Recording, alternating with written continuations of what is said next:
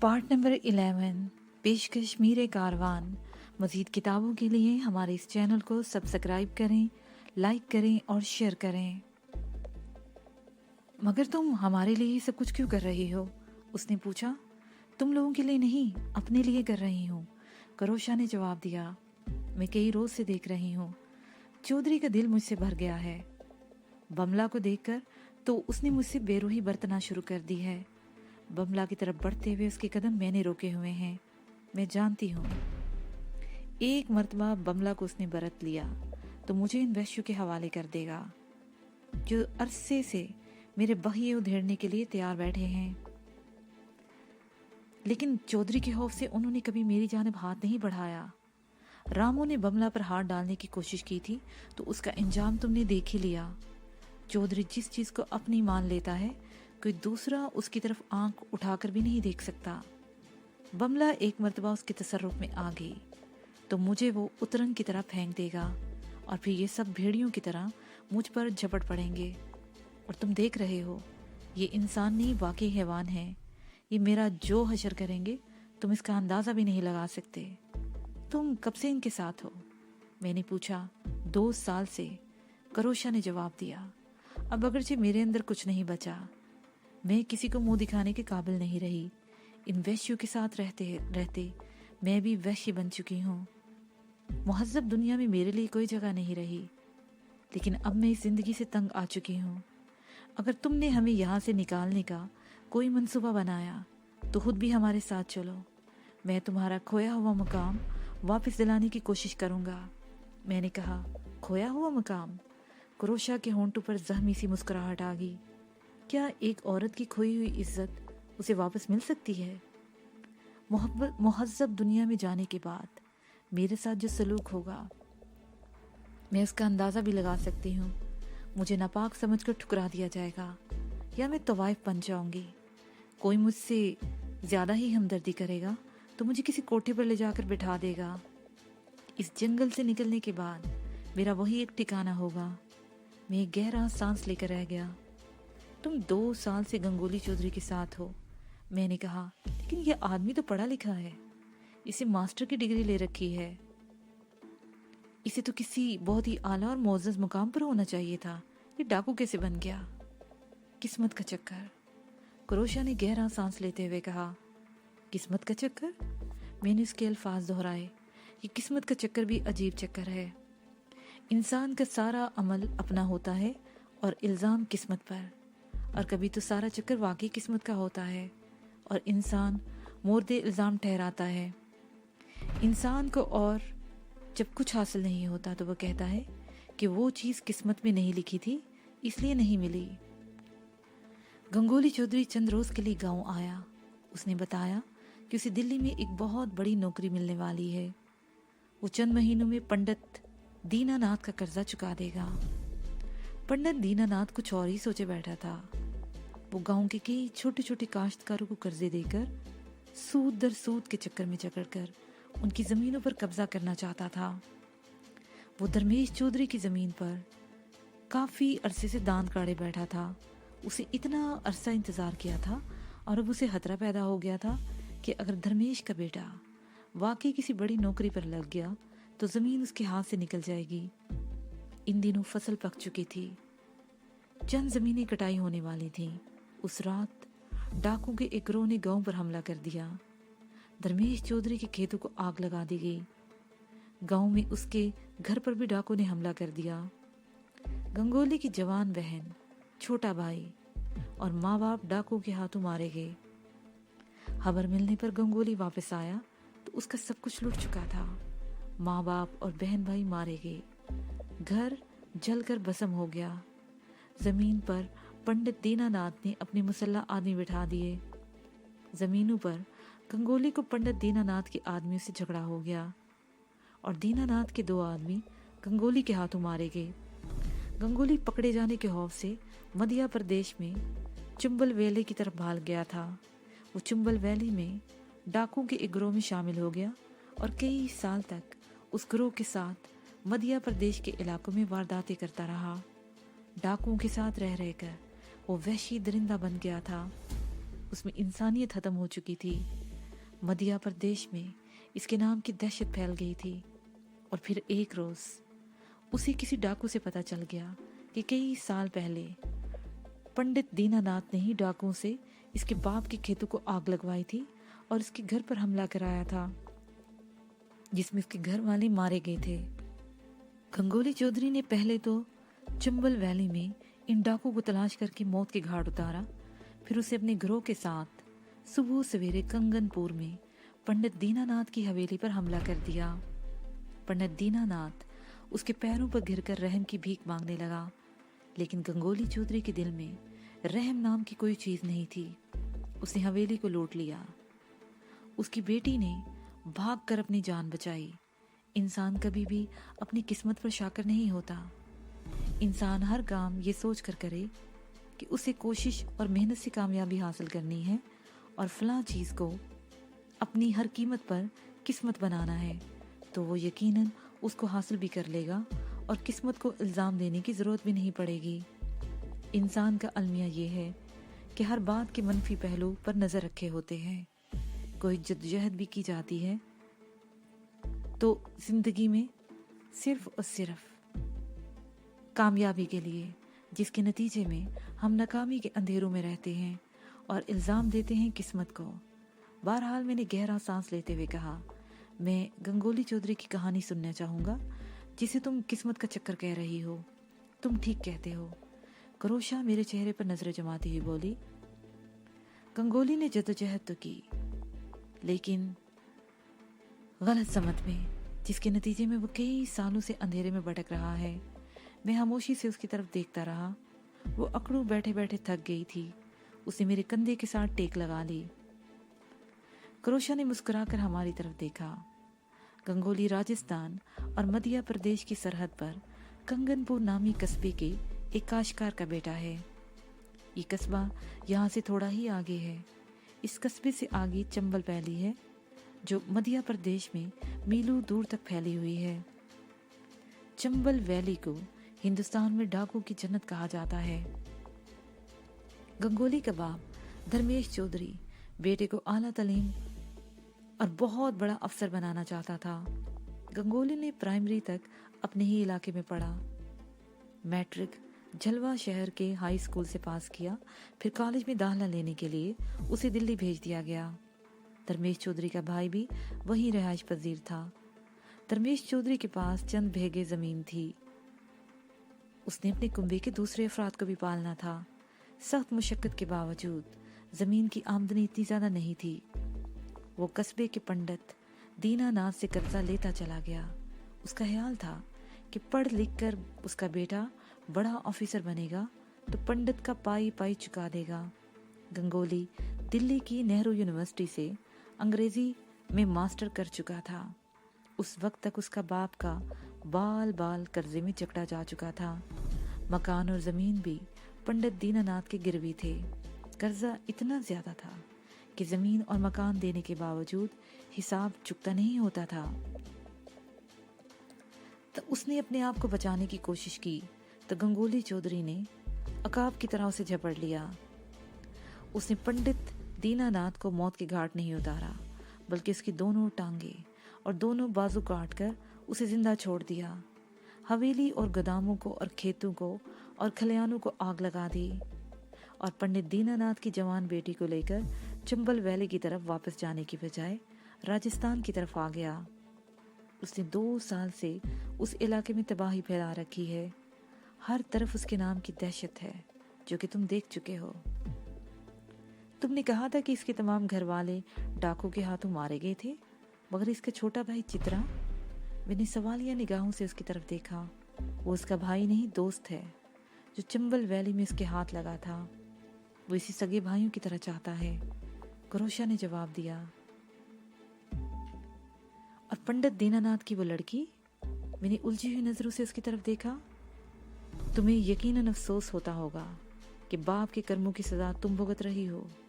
میں نے کہا تھا نا کہ قسمت کے چکر ایسے ہی ہوتے ہیں۔ करोशा ने गहरा सांस लेते हुए जवाब दिया। उसके लहजे में छुपे कर्ब को मैं महसूस कर सकता था। तुमने ठीक कहा था, वो बात जारी रखते हुए बोली। कसूर हमारा अपना होता है और हम इल्ज़ाम किस्मत को देते हैं। हमारी अपनी गलतियां और कोताहियां ज़िंदगी को मायूसियों और नाकामियों के अंधेरों में धकेल देती हैं और ये ज़िंदगी एक बोझ बनकर रह जाती है, ऐसा नागवार बोझ जिससे पीछा छुड़ा लेने के बाद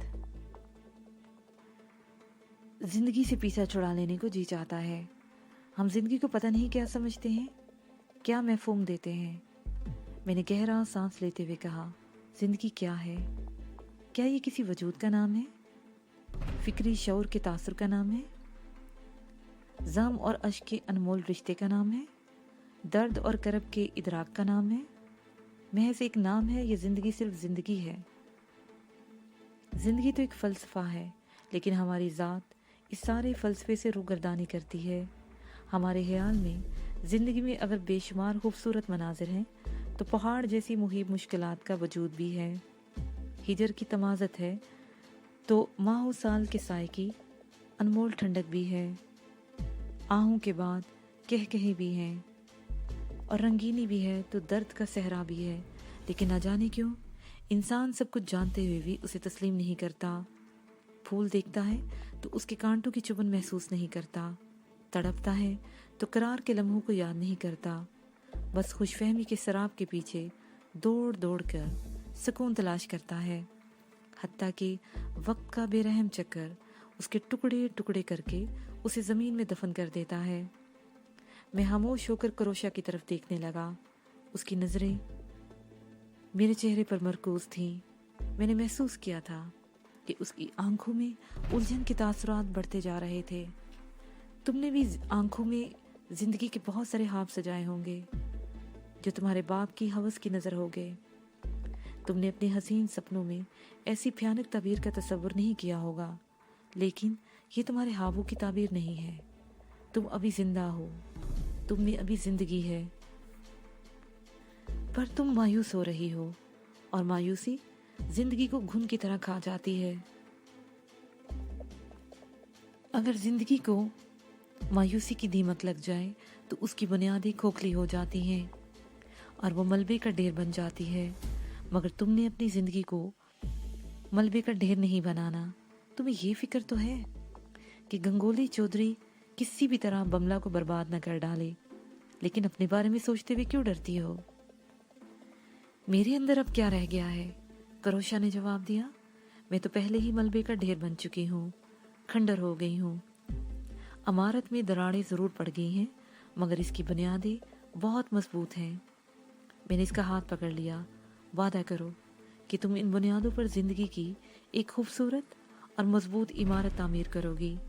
वादा करो, जब हम इस जंगल से निकलेंगे तो हम अकेले नहीं होंगे, तुम हमारे साथ होगी। मैंने उसका हाथ सहलाते हुए नज़रें उसके चेहरे पर जमा दी। ज़िंदगी में पहली मर्तबा किसी ने मुझसे ऐसी बातें की हैं। वो मेरी आंखों में झांकते हुए बोली, क्या तुम समझते हो कि हाँ, मैं समझता हूँ कि अब भी कुछ नहीं बिगड़ा। मैंने उसकी बात काट दी। वहशियों के स्गोल से निकलने के बाद तुम एक नई जिंदगी शुरू कर सकती हो। मैं करोशा का हाथ बदस्तूर सहला रहा था। उस पर एक अजीब सी कैफियत तारी हो रही थी और आंखों में सुर्खी फैल रही थी। मैं और बमला देर तक आहिस्ता आहिस्ता बातें करते रहे। बमला बातें करते करते सो गई। मैं कुछ देर तक अंधेरे में इधर उधर देखता रहा, फिर आंखें बंद कर लीं। मुझे अंदाज़ा नहीं कितनी देर सोया होगा कि एक चीखती हुई आवाज़ से मेरी आंख खुल गई। मैंने हड़बड़ा कर इधर उधर देखा। एक आदमी जंगल की तरफ से दौड़ता हुआ आ रहा था और वो चीख चीख कर कह रहा था, चौधरी चौधरी, पुलिस हमें घेर रही है। कृष्णा पुलिस के हत्थे चढ़ गया है। कैंप में खुलबली सी मच गई। गंगोली चौधरी के ऊँघते हुए सारे आदमी जाग गए और राइफलें संभाले इधर उधर दौड़ने लगे। गंगोली भी चट्टान की खो से बाहर आ गया। उसके हाथ में भी राइफल थी। वो एक तरफ दौड़ते हुए अपने आदमी को अहकामात जारी करने लगा और फिर उसी वक्त जंगल फायर की आवाज़ से गूंज उठा। उस सिंगल शॉट के साथ एक खौफनाक इंसानी चीख भी सुनाई दी। वो गंगोली के आदमी कृष्णा की चीख थी, जो कैंप से तकरीबन 100 गज आगे पहरे की ड्यूटी पर था और पुलिस के हाथ लग गया था, और शायद उसने भागने की कोशिश की होगी और पुलिस ने उसे उड़ा दिया होगा। गंगोली चौधरी, मेगाफोन पर एक भारी आवाज़ सुनाई दी, जिसे पहचानने में मुझे दुश्वारी पेश नहीं आई। वो इंस्पेक्टर विनोद पांडे था। वो कह रहा था, गंगोली चौधरी, तुम्हारे लोग चारों तरफ से घेरे में हैं, अपने आप को हमारे हवाले कर दो। मैं तुम्हें 3 मिनट की मोहलत देता हूँ, उसके बाद फायर खोल दिया जाएगा। गंगोली चौधरी ने जवाब नहीं दिया। उसके आदमी पोजीशन लेने के लिए इधर उधर दौड़ रहे थे। वो खुद एक बहुत बड़े पत्थर की आड़ में पोजीशन ले चुका था। उसकी पिछली तरफ नदी थी और गुंजान दरख्तों के साथ कद आदम झाड़ियाँ और पौधे भी थे। मैं बुरी तरह से गड़बड़ाया हुआ था। बमला भी जाग गई थी। उसका चेहरा धुआं हो रहा था और वो मुझसे लिपट गई थी। खौफ के बायस उसके बदन में हल्की सी कपकपाहट थी। मेरे पास सिर्फ हंजर था, लेकिन जाहिर है इस मौके पर हंजर काम नहीं दे सकता था। मैं किसी महफूज जगह की तलाश में इधर उधर देख रहा था। इसी दौरान नारायण एक तरफ से दौड़ता हुआ नजर आया। वो बेहद खौफजदा था। उसने एक जगह रुककर इधर उधर देखा, फिर वो दौड़ता हुआ चौधरी के करीब पहुंच गया। मुझे बचा लो चौधरी, वो घुघराया। पुलिस ने मुझे यहाँ देख लिया तो जिंदा नहीं छोड़ेंगे। डरता है बुज़दिल हरामी, गंगोली चौधरी धाड़ा। अबे हरामी, पुलिस तेरी वजह से ही यहाँ आई है। अगर तू उस लौंडे को साथ लेकर ना आता तो पुलिस इधर का रुख ना करती। मगर डरो नहीं, मैं तुम्हें पुलिस के हाथ नहीं लगने दूंगा। चौधरी ने राइफल सीधी करके ट्रिगर दबा दिया। गोली नारायण की खोपड़ी में लगी और वो आवाज़ निकाले बगैर ढेर हो गया। अरे चित्रा, चौधरी की गूंजती हुई आवाज़ सुनाई दी। इस छोकरी और लौंडे का ध्यान रखो। लौंडा भागने की कोशिश करे तो उड़ा देना साले को। चित्रा दौड़ता हुआ हमारे करीब पहुंच गया और हम दोनों को राइफल की जद पर ले लिया। मैं दरख्त से टेक लगाए खड़ा था और बमला मुझसे लिपटी थर थर कांप रही थी। मैं इधर उधर देख रहा था। हम यहाँ बिल्कुल महफूज नहीं थे। अगर दोनों तरफ से फायरिंग शुरू हो जाती तो हम जद में आ सकते थे। इंस्पेक्टर विनोद पांडे की दी हुई मोहलत खत्म हो गई। उसने मेगाफोन पर एक बार फिर वार्निंग दी और उसके 1 मिनट बाद फायर खोल दिया। फायरिंग की आवाजों से जंगल गूंज उठा। मैं बमला को अपने साथ लिपटाए दरख्त की आड़ में हो गया। गंगोली चौधरी के आदमी भी जगह बदल बदल कर फायरिंग कर रहे थे। हमसे चंद कदम के फासले पर एक दरख्त की आड़ में खड़ा चित्रा भी फायरिंग कर रहा था। वो बार बार हमारी तरफ भी देख रहा था।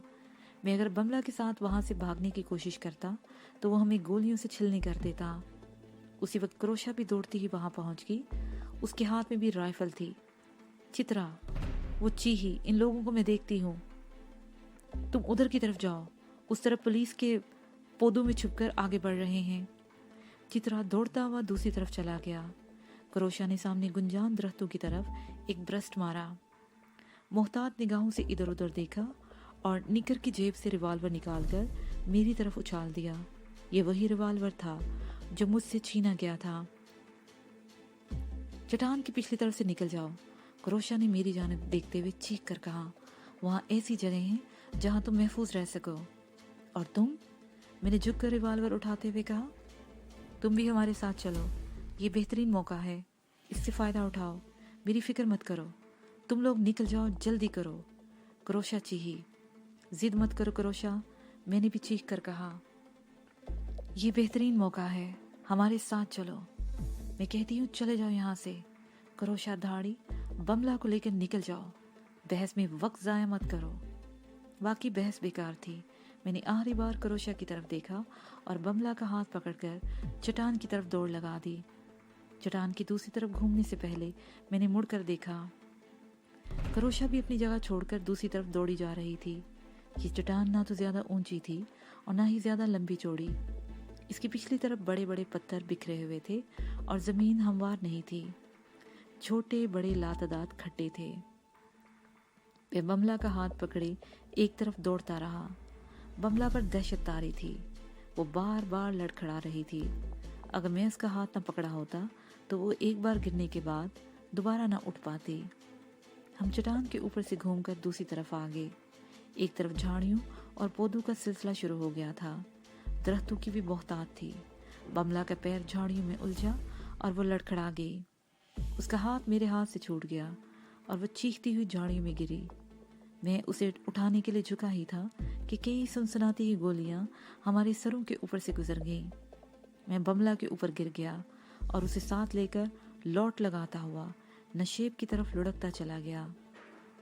चंद मिनट तक मैं बमला का हाथ पकड़े वही सो बेहरकत पड़ा रहा और फिर उसे वहीं रुकने का इशारा करके झाड़ियों की आड़ में आहिस्ता आहिस्ता ऊपर चढ़ने लगा।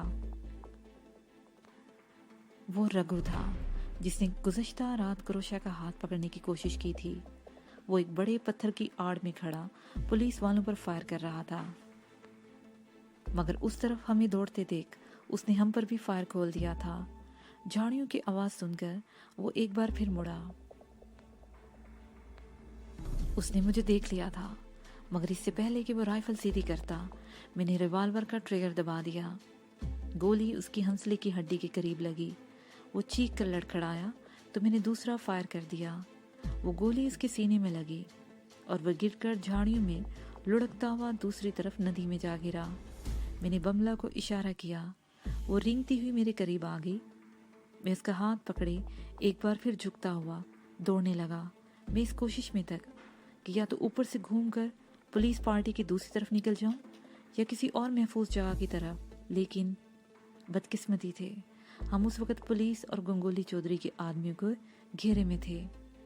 पत्थरों की दूसरी तरफ पहुंचते ही गंगोली के एक और आदमी से मुठभेड़ होगी। अचानक ही एक दूसरे के सामने आ गए। उसके हाथ में राइफल थी और उसे फायर करने का मौका नहीं मिला था। ताहम उसने राइफल को लठ की तरह उठाकर मुझ पर हमला करने की कोशिश की। मैंने बमला का हाथ छोड़ा और बड़ी तेजी से उसके पेट में सर की टक्कर रसीद कर दी। उसके मुंह से ओख की आवाज निकली। मैं उसे धकेलता हुआ दूर तक ले गया और फिर उसे दोनों टांगों से गिरफ्त में लेकर ऊपर उठाया और उसे पीछे की जानिब उछाल दिया। वो सर के बल गिरा। उसके मुंह से चीख निकल गई। उसने बड़ी फुर्ती से संभलने की कोशिश की थी, लेकिन इस मर्तबा मैंने उसे कोई मौका नहीं दिया और रिवॉल्वर का ट्रिगर दबा दिया। गोली उसकी खोपड़ी में लगी। मैंने बमला का हाथ पकड़कर एक बार फिर उसकी तरफ दौड़ लगा दी। दूसरी तरफ से जबरदस्त फायरिंग हो रही थी। वक्फे वक्फे से इंसानी चीखों की आवाजें भी गूंज जाती। गंगोली चौधरी के 2 आदमी तो मेरे हाथों मारे गए थे। कम से कम 3 आदमी पुलिस के हाथों मारे गए थे। पुलिस के भी कुछ आदमी जख्मी या हलाक हुए थे, क्योंकि उस तरफ से भी चीखों की आवाजें सुनाई दी थीं। मैं बमला को पकड़े तेजी से एक तरफ दौड़ता रहा।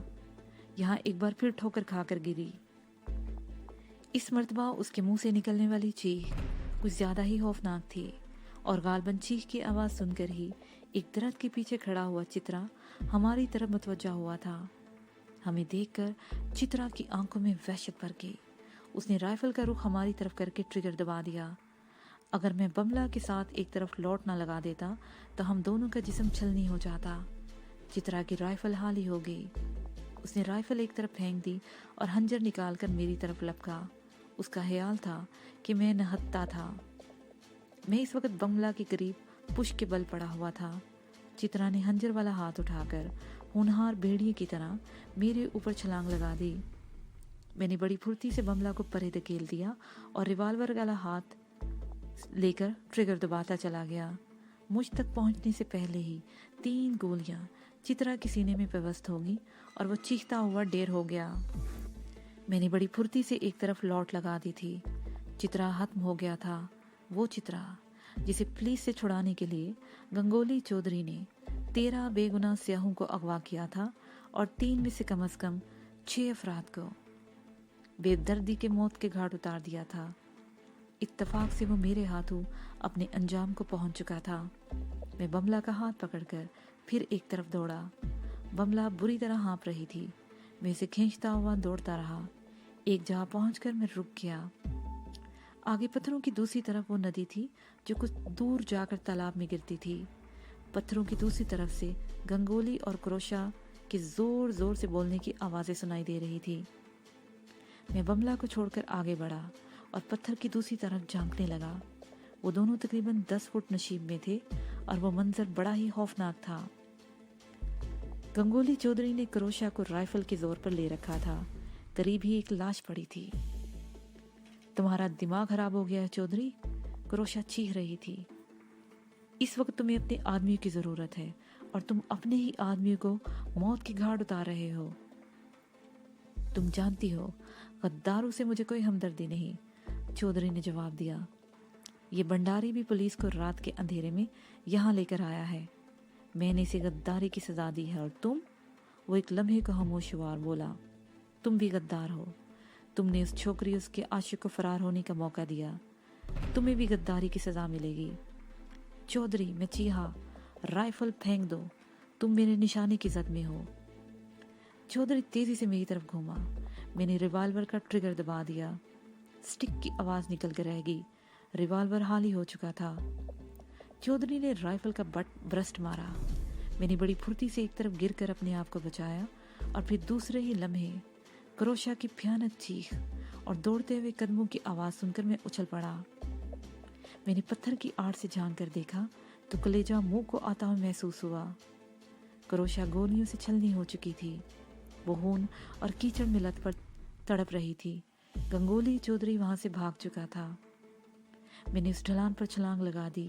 वो जगह ऐसी थी कि दाएं बाएं बड़े बड़े चौड़े पत्थर थे जिनके अंदर से नदी का पानी रिस रहा था और सामने गुंजान दरख्त थे। फायरिंग से बचने के लिए ये महफूज तरीन जगह थी और इसीलिए गंगोली चौधरी ने यहाँ मोर्चा लगा रखा था, लेकिन मेरी वजह से इसे यहाँ से भागना पड़ा। गंगोली चौधरी वाकई इंसान नहीं, भेड़िया था। मेरे सामने वो अब तक अपने ही 3 आदमियों को मौत के घाट उतार चुका था। पहला रामू, जिसने बमला के साथ दस्तराजी की कोशिश की थी। दूसरा भंडारी, जो उसके कहने के मुताबिक पुलिस को यहाँ लाया था। उसकी लाश भी मेरे सामने पड़ी थी। और तीसरी क्रोशा, जिसका जुर्म ये था कि उसने मुझे और बमला को इस जगह से निकलने में मदद दी थी। मैं दौड़कर क्रोशा के करीब पहुंच गया। वो कीचड़ और खून में लथपथ थी। सारी गोलियां उसके पेट में लगी थी। खून की धारें बह रही थी। उसकी आंखें बंद थी, लेकिन सीने का जीरो बम बता रहा था कि वो भी जिंदा थी। क्रोशा, क्रोशा, आंखें खोलो। मैंने उसके कंधे पर हाथ रख दिया। उसी लम्हे पीछे आहट सुनकर मैं तेजी से मुड़ा। वो बमला थी जो ढलान पर घसीटती हुई नीचे आ रही थी और फिर क्रोशा को देखकर उसके मुंह से खौफनाक चीख निकल गई। ये क्या हुआ? वो मुश्किल बोल सकी। इसे हमारी मदद करने की सजा भुगतनी पड़ी है, मैंने जवाब दिया। चौधरी ने इसे महज इसलिए गोलियों से छलनी कर दिया कि इसने हमें भागने में मदद दी थी। ये जिंदा है? बमला ने उसके हाथ पर हाथ रख दिया। क्रोशा ने आंखें खोल दी। बेपनाह कर्ब था उसकी आंखों में। वो चंद लम्हे हमारी तरफ देखती रही। शायद उसे पहचानने में दुश्वारी पेश आ रही थी। फिर उसके होंठों पर बहुत हफीफ मुस्कुराहट आ गई। उसने बड़ी मुश्किल से अपना एक हाथ उठाकर बमला के हाथ पर रख दिया। जाओ। उसके होंठ कपकपाए और फिर वो खामोश हो गई। उसने एक बार फिर बारी बारी हम दोनों की तरफ देखा और आंखें बंद कर ली, कभी न खोलने के लिए। मैंने क्रोशा का हाथ उठाकर आहिस्तगी से उसके पहलू में रख दिया। बमला ने बड़ी मुश्किल से उसके सीने पर से हाथ हटाया था। खौफ और दहशत से उसका चेहरा पीला पड़ गया था और आंखों से आंसू बहने लगे थे। बमला कई रोज से गंगोली चौधरी जैसे वैश्यों के जाल में फंसी हुई थी और वो क्रोशा ही थी जो अब तक उसे बचाए हुए थी और बमला को बचाने के लिए उसे अपनी जान दे दी थी। मुझे भी क्रोशा के इस तरह मरने का बहुत अफसोस था। अगर वो इस वक्त हमारे साथ भाग निकलती तो हम यकीनन इस जंगल से निकलने में भी कामयाब हो जाते। और मुझे यकीन था कि क्रोशा एक नई और खुशगवार जिंदगी के रास्ते पर भी गामजन हो जाती। लेकिन ये शायद सब कुछ उसकी किस्मत में नहीं था। उसने ठीक ही कहा था, किस्मत का चक्कर भी बड़ा अजीब होता है। तड़तड़ाहट की आवाज़ सुनकर मैं उछल पड़ा। हमारे सामने दरख्तों में फायरिंग हो रही थी। सामने से उससे पनाह लेना नामुमकिन था। हम उस फायरिंग की जद में आ सकते थे। मैं बमला का हाथ पकड़कर ढलान पर चढ़ गया और ऊपर पहुंचकर मुझे अचानक ही ख्याल आया कि मेरा रिवाल्वर तो हाल ही हो चुका है। मुझे क्रोशा की राइफल उठा लेनी चाहिए थी।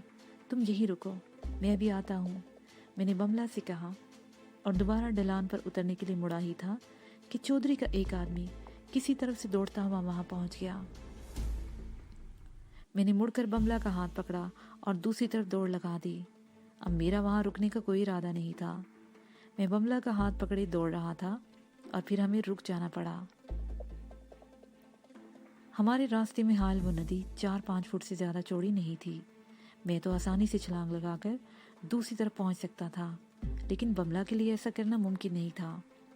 इसके साथ ही ये पार्ट अपने अख्ताम को पहुंचा।